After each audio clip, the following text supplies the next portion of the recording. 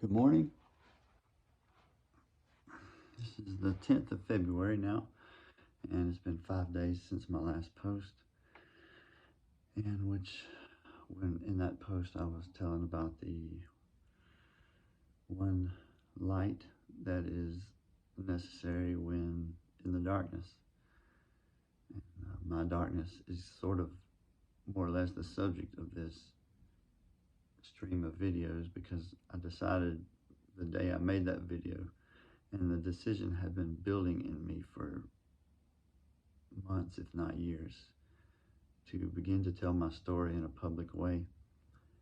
And when on the 5th of February I decided to do that, that's what, that's when the video happened. And so today I'm kind of making one again because I'm more or less committed to it. So let's see how this goes. It's the 10th, and it's been 5 days since that last time I was sharing my story. I did call what I'm experiencing and have experienced over the last 5 years the dark night of the soul. That is a common phrase that a lot of people have used to describe their depression or their midlife crisis, or just a difficult time that they've been through. And I think it's appropriate here, even if John of the Cross had something a little bit different in mind, which I'll have to do some reading and research to find that out. But it's a beautiful phrase, partly because it's hopeful, it's not materialistic. It tells that there's a soul that's something beyond our senses, but we know is there. That is us. Something that's there always through our life, even when we're not aware it's there. The soul is us, and it is eternal because we are eternal. That's how we were made. So the dark night of that soul is the time when that soul is maybe all too aware of itself and is struggling to find hope, to find light, to find truth, to find meaning. And there are many people in that place right now. I'm not concerned with them. I want to tell my story because I need to. I've floundered somewhat. I used that word recently talking to someone about my situation. I've been floundering in my life and spiraling in many ways. But a lot of this is around my career path, or maybe you'd say the lack thereof. This darkness that I'm in started unexpectedly 5 years ago. 5 years ago, I was in nursing school, or had actually just finished nursing school at age 47, 45, because now I'm 50. That was at age 45. I was out of nursing school and had changed careers from being a minister. And after being a minister for 18 years, I was now only an RN, a registered nurse at a hospital. And I had worked in hospitals years and years and years ago as a chaplain in my seminary training back in Birmingham. And there was something about that really set me off. I think I've identified it as just a distaste for anything impersonal. And I don't mean anything against hospitals or even the medical system here. It's just the fact that we live in an impersonal society where we've made everything technical, and we've basically treated people as bodies rather than souls. And our bodies is the focus of everything in a material world. That's true from everything from healthcare to sexuality and life in general.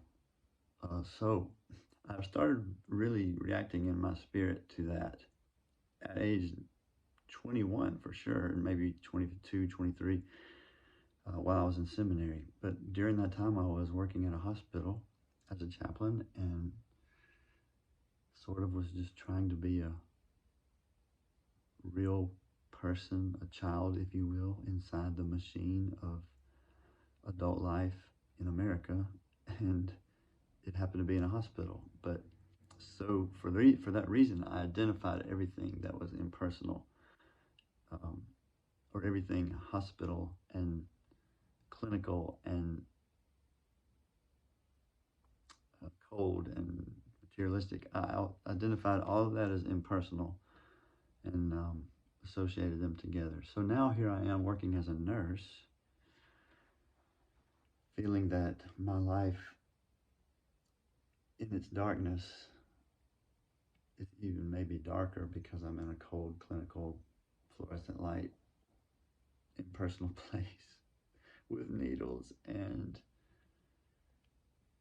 doctors and nurses who may or may not look their patients in the eyes or hear them when they're talking. So, it's just a place where I am, but it started 5 years ago, coinciding with COVID. So my children were also coming of age into having their driver's license and have now all graduated. Both, I should say, graduated from high school and started college and career. But career is what I want to talk about because my own career from the time I was 19, their age, in 21 and 22, 23, I was trying to decide what I wanted to do with my life. And the darkness that I've been through now, I do believe is a result of some of the patterns that I set back then and have been very blind to. And I was aware back then that I was confused or discouraged, at least, lacking guidance. And there are stories behind everything I'm saying. I just don't really have the will or the time to try to tell you why I felt discouraged. That can come another time. But at age 19 and 20, 21, I was discouraged. And I was also engaged at 21 to get married to Mandy, who I'm still married to. And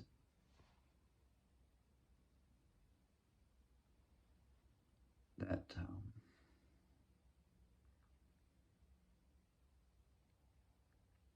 that season of my life set some direction for how I would deal with life as an adult for the next 25 years, leading to me being now in my late 40s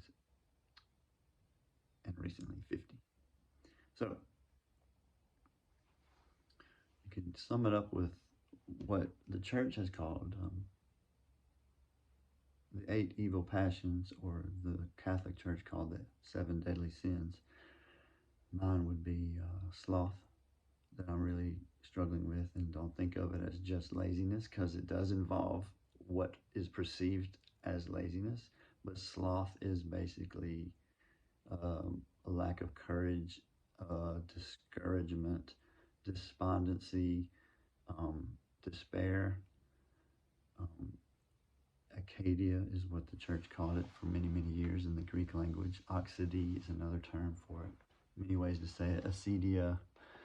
But just know that it's called the demon that strikes at noon for a reason. It's kind of like the middle of the day. Also, you can think of it as the middle of your life. But I've had this for 25 years, easy, maybe longer.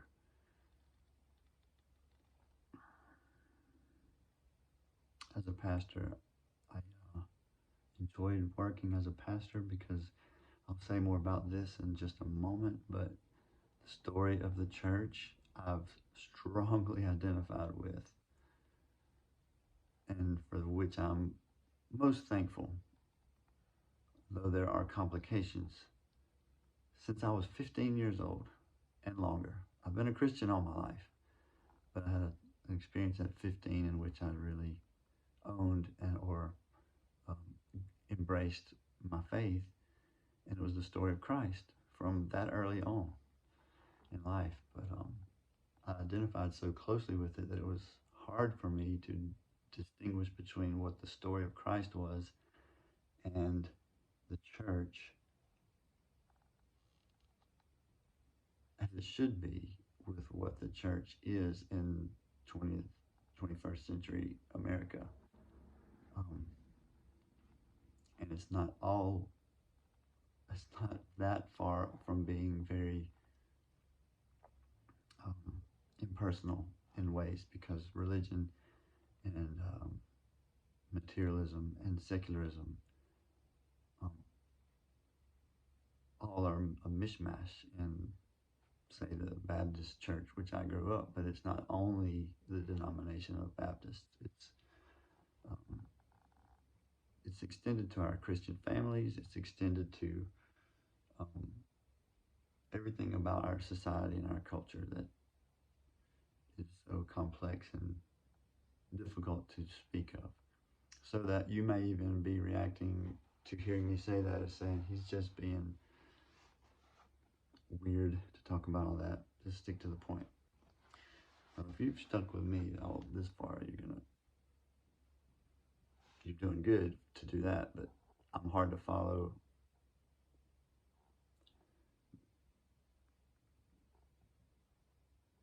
Not that focused on my stories, but yet here we are. So let me continue. My story being associated and closely related to the Christ story is significant. Just one moment, I gotta charge the phone. I'll get my charger.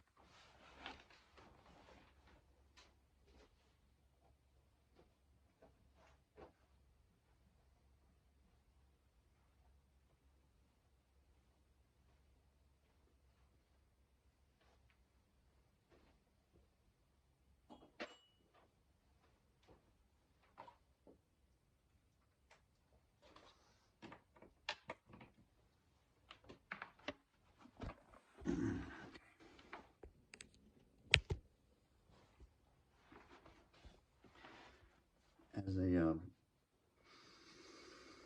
person of faith, the story of Christ has been what I identified with, but it was a very, as you might imagine, as a 15 to 21 and 24-year-old young man, when that didn't let up, I had to and was trying to make it personal.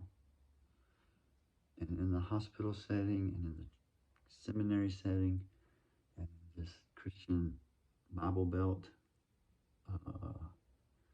since I'm from the state of Mississippi, I just had some confusion about Christianity. Yet that was my story. Um, but I want to say that the prayer life of the Christian is deep. It is personal, always. It is connected to the soul. The story of Christ penetrates to that level, but it's not a given that when you're in the church or that you experience something even of desire for that story, that penetration happens, because we have a way of wanting to attach and connect, and it's beautiful in our mind, but we can't quite make it work in life. And that is the challenge of the Christian, to not just profess the faith, but to begin to live it. And that happens by letting the thoughts of the mind down into the heart. And prayer is the way we do that. And prayer is a relationship with the Lord. It's a relationship with yourself. It's a relationship with other Christians. It's social. It's a celebration of social life that's penetrated by Christ and His Word and His message. It's possible at church. It's not always happened. In fact, in my experience, it rarely happened at church. But it should happen regularly in the life of the believer, and church should be the center or the hub for that, because that's where we worship with others. Corporate life, corporate worship is a critical aspect of my life, and it is of every Christian. Now that's really going to be part of the despair that I've experienced, is for me to underscore journey I've had through churches. But I do not want to say, though, last week I did say to you that my wife and me were being chrismated. And you may notice I have a new cross that's on my neck. I had a ring in the last video, but the chrismation happened and this was given to me. I was wearing the ring on my neck on purpose. It was not a wedding band. At least I was not using it as any kind of a wedding band, but it was a golden ring talking about Bilbo and the dragon and the Lord of the Rings and the Hobbit. So, yeah, my ring, my precious kingdom of self, my desire to know how the church is supposed to be working and to orchestrate or manage or figure out how to explain it. And all the sins of circular reasoning, circular feelings, circular experience, despair, my ring has been now thrown into the fire. As you remember, I said that day that my that my sins were being confessed to my priest that afternoon on the 5th. And that day I did go to the confession. 3 days later, we had our chrismation service. And that was 2 days ago. And so, yeah, my cross is new, but it's now what burdens me, not my sin. Symbolically speaking, and I really believe it's personal, though I've been a Christian all my life. At 50 years old, I still have been burdened by my own kingdom. Well,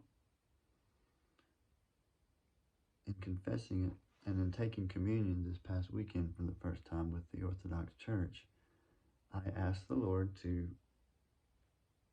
consume my sins in his fire. So that's why my ring is no longer. It's been cast into the fire.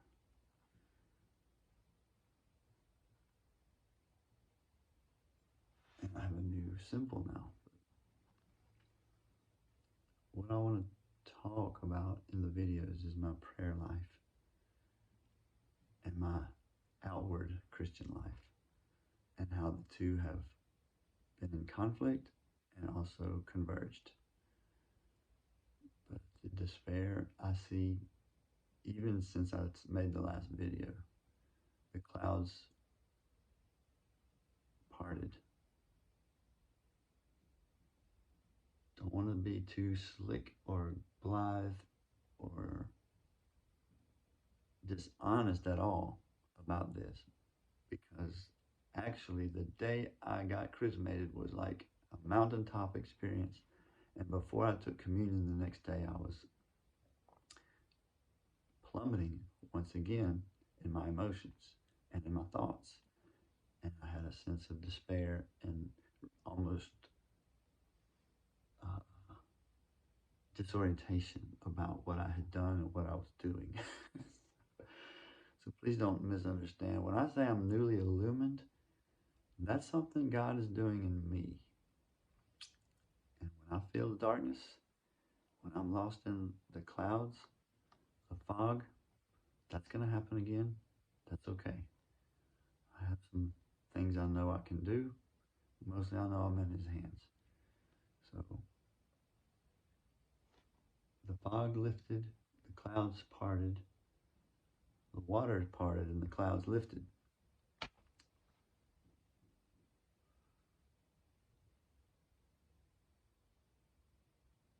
I'm in a good place. But my issues of career and navigating that are not done. I guess I'll talk about that next time.